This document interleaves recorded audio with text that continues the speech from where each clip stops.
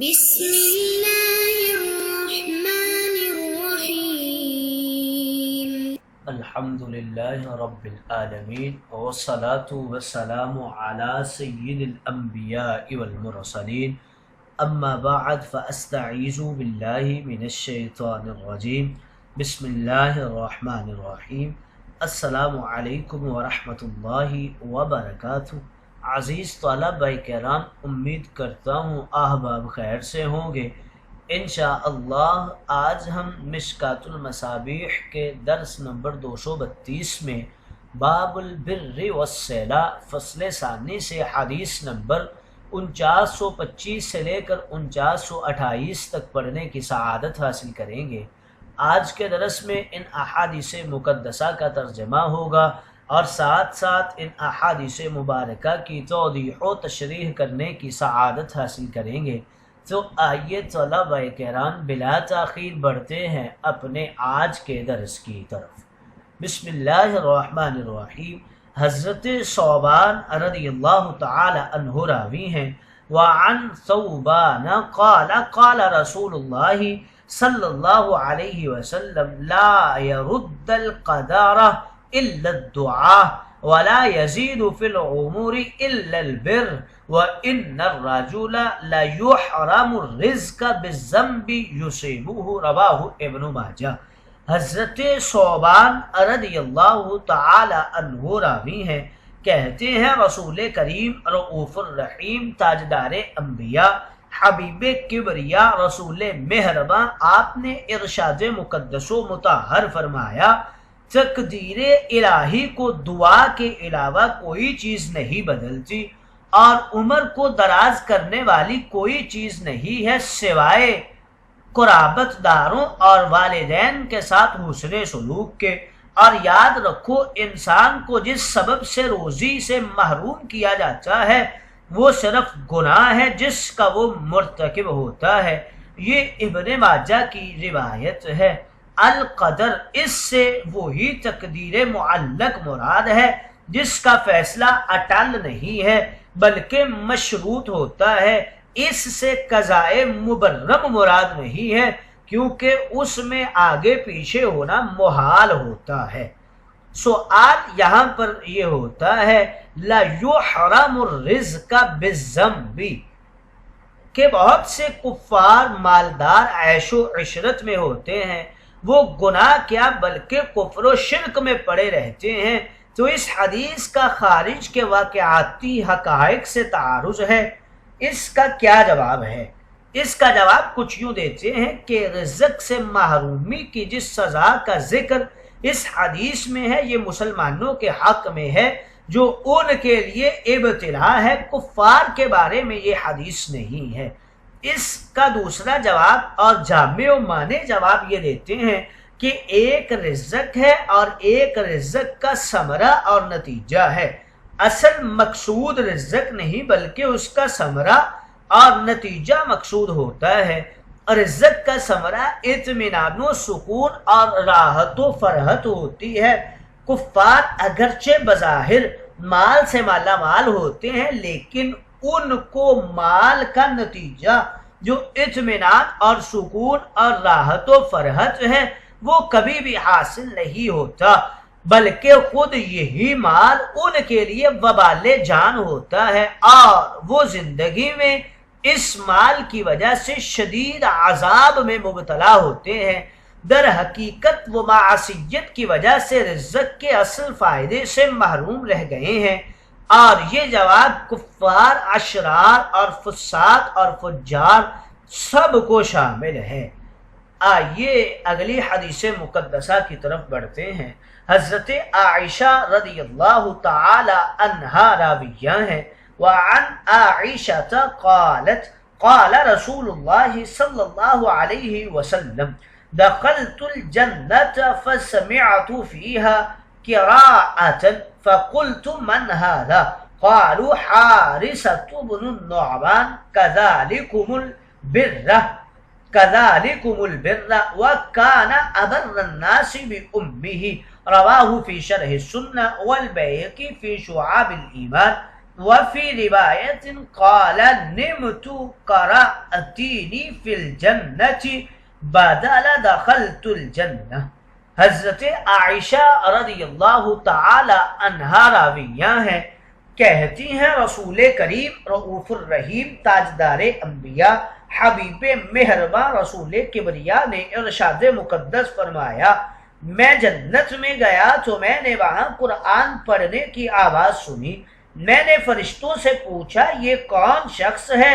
تو فرشتوں نے بتایا کہ یہ حارثہ بن نعمان ہے.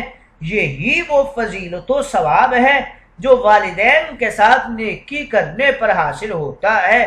یہی وہ فضیلت و ثواب ہے جو والدین کے ساتھ نیکی کرنے پر حاصل ہوتا ہے. اور حارثہ ابن نعمان اپنی ماں کے ساتھ بہت اچھا سلوک کرنے والا تھا. اس روایت کو بغوی نے شرح السنہ میں اور بیہقی نے شعاب الایمان میں نقل کیا ہے. اور بیہقی کی ایک روایت میں یوں ہے کہ آپ نے میں جنت میں گیا کے بجائے یہ فرمایا کہ میں سو گیا تھا تو اسی حالت میں کیا دیکھتا ہوں کہ میں جنت میں ہوں.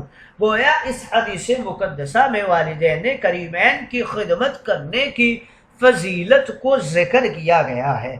اگلی حدیث مقدسہ کی طرف بڑھتے ہیں.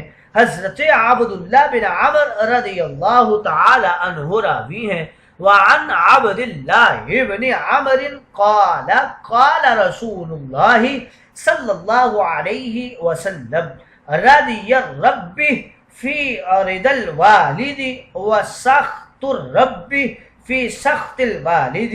رواہ الترمذی.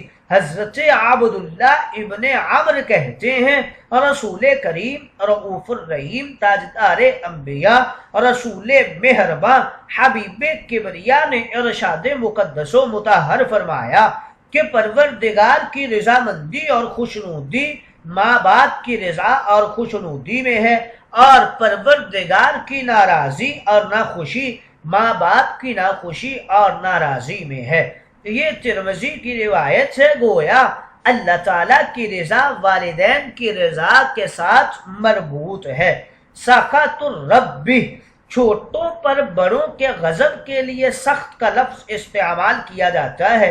اس حدیث میں عجیب فصاحت اور والدین کے مقام کی عجیب بلندی اور عظمت کی طرف اشارہ ہے کہ وہ اس طرح کے والدین کی ناراضی کے ساتھ اللہ تعالیٰ کی ناراضی کو جوڑا گیا ہے.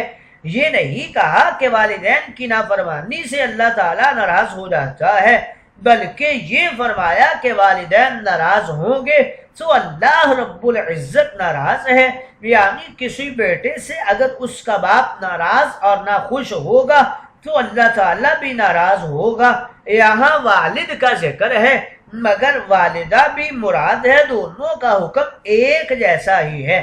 اگر والد سے ملہ الولد مراد لیا جائے تو پھر اس لفظ میں والد اور والدہ دونوں مقصود ہو جائیں گے. اگلی حدیث مقدسہ کی طرف بڑھتے ہیں.